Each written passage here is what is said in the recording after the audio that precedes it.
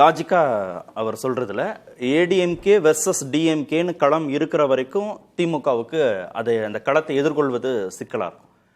NDA versus திமுகன்னு வந்தா அவங்க Delhi versus தமிழ்நாடுன்னு ஒரு நரேட்டிவ் செட் பண்றாங்க. இதுக்கு மீண்டும் மீண்டும் என்ன கொடுத்துட்டே இருக்கிற மாதிரி இருக்கு பாஜக தலைவர்களின் வருகை பேச்சு எல்லாம். பாட்டா இப்ப நம்ம கோட்டையும் சரி ஷாம் அவர்களும் சரி சொன்னதுல பார்ட்லி ஒரு சிலது அக்ரி பண்ண வேண்டியது, அது என்னங்கிறது சொல்றேன், எங்க முரண்கிறதும் சொல்றேன். ஸோ அக்ரி பண்ண வேண்டிய விஷயம் என்னன்னா, இப்போ ஃபட்னவிஸ் வந்து இறங்குனதுனால எப்படி எப்படி கை காமிச்சாருன்னா வந்து கோடியில கொண்டு வந்து கூட்டுறாங்கன்னா அவங்கவுங்க ஸ்டேட் பாலிடிக்ஸ்ல தெளிவா இருப்பாங்க. அதை தாண்டி ஒரு நிமிஷம் கோட்டி, அது புரியும் எல்லாருக்கும். என்னன்னா எம்பி தேர்தல்னா அது கூட நீங்க சொல்லலாம் சப்போர்ட் பண்ணணும், பினான்சியலியோ மற்ற விஷயங்களோ. எம்எல்ஏ தேர்தல் இன்னொன்னு, என்னோ எம்எல்ஏக்கள்லாம் இங்க போய் என்ன டெல்லியில போய் எல்லாத்தையும் வாங்கிட்டு வந்துருவாங்க அப்படின்னாக்க அப்ப எம்பி தேர்தலை நடத்த வேணாம். அந்த மாநிலத்தில் எம்எல்ஏ தேர்தலில் அவங்களே அப்படியே டேரக்டா அமுச்சு விட்டுறலாம். ஸோ இது வந்து பிராக்டிக்கலான ஒரு விஷயம் கிடையாது. அதே நேரத்தில் டெல்லி வர்சஸ் இது டெல்லி வர்சஸ் இதுன்னு சொல்லி திமுக மைலேஜ் கொடுக்கணும், அதுவும் கிடையாது. மக்கள்லாம் ரொம்ப தெளிவா இருக்காங்க.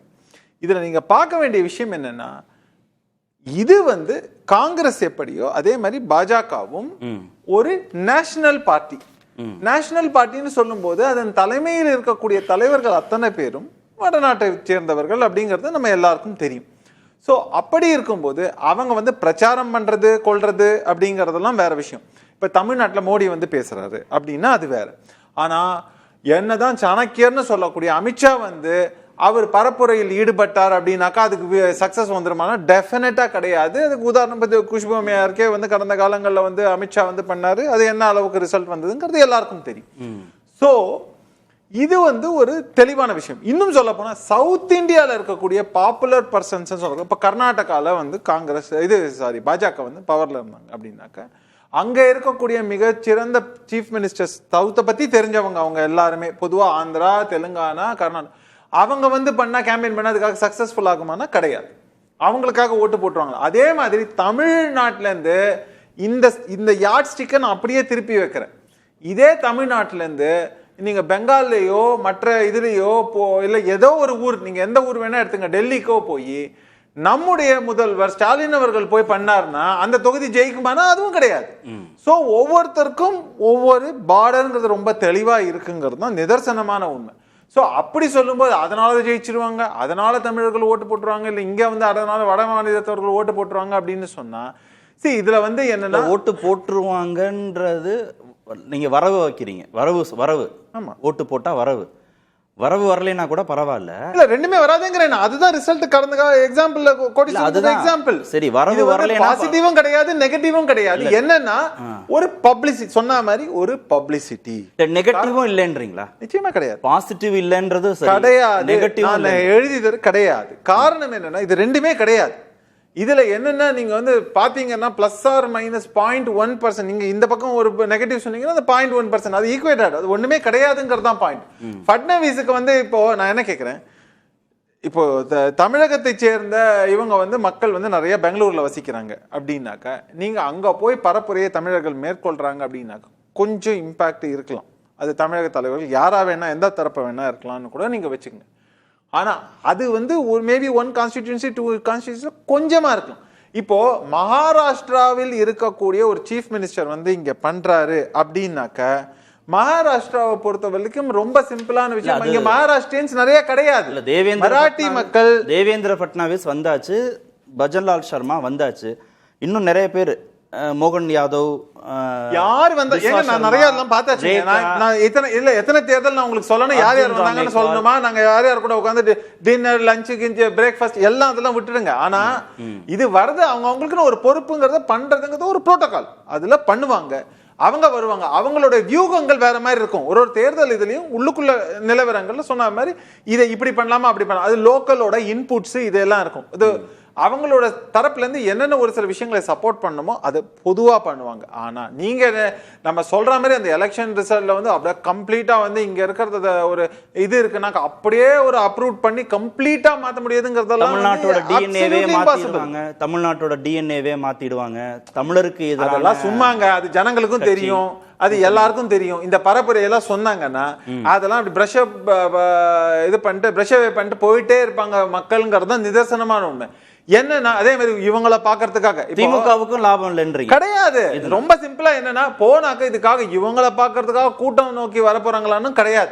இப்ப ஃபட்னவிஸ் சொன்னா மகாராஷ்டிராவை பொறுத்த வரைக்கும் அவர் தலைவர் ரைட்டு, அவர் மகாராஷ்டிராவை தாண்டி பக்கத்து ஸ்டேட்டுக்கு போனார்னால அவருக்கு எவ்வளவு கூட்டம் வருங்கிற மிகப்பெரிய கேள்வி இருக்கு.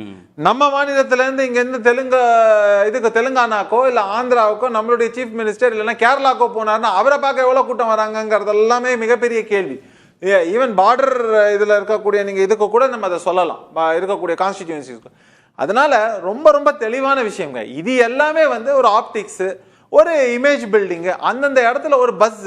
இப்போ அவங்களோட இப்போ அந்தந்த கட்சியில எடுத்தீங்கன்னா அவங்களுக்கு ஒரு எக்ஸைட்டிங் ஃபேக்டர். இப்போ நீங்க வந்து மமதா இதுக்காக இண்டி கூட்டணியிலேருந்து நம்மளுடைய சிஎம் வந்து போய் அங்க போய் பேசுறாருன்னா அந்த இதை பொறுத்த வரைக்கும் அவங்களுக்கு ஒரு எக்ஸைட்மெண்ட் ஃபேக்டர்.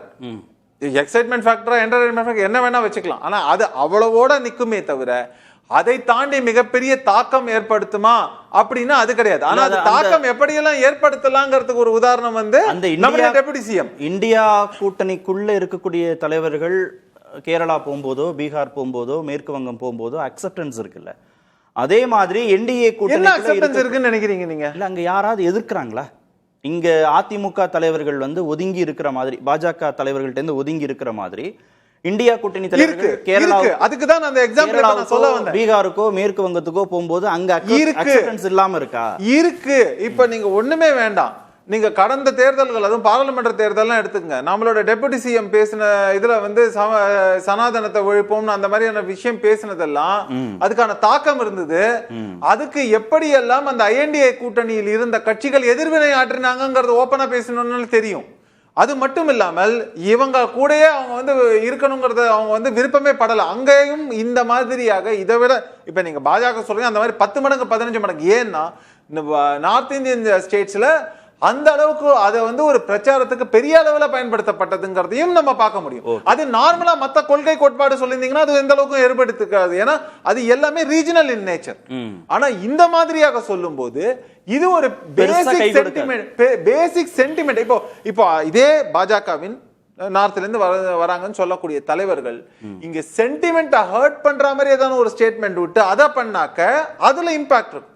ஆனா அவங்க வரதுனாலயோ இந்த ரோட் ஷோ பண்றதுனாலயோ இல்ல ஜெனரலா பேசுறதுனாலயோ ஜெனரலா பொலிட்டிக்ஸ் பேசுறதுனாலயோ இல்ல ஸ்ரீனிவாசன் ஜெயிச்சாதான் மதுரைக்கு மெட்ரோ வரும் அப்படின்னு அதுதான் நான் சொல்லிட்டேனேங்க. ஒரு திட்டத்தை ஒரு எம்எல்ஏ ஜெயிச்சு அவர் கொண்டு வந்துட முடியும்னு சொன்னா அதுவும் ஒரு தொகுதி மதுரைங்கிறதுக்கு என்ன தொகுதிங்கிறத நான் எத்தனை தொகுதின்னு நான் சொல்ல வேண்டும். அப்படி இருக்கும்போது ஒரு தொகுதியில் இது இருக்கிறத பேஸ் பண்ணியே பண்ணிடலான்னா அது எம்பியா எம்எல்ஏங்கிற மிகப்பெரிய கேள்வி.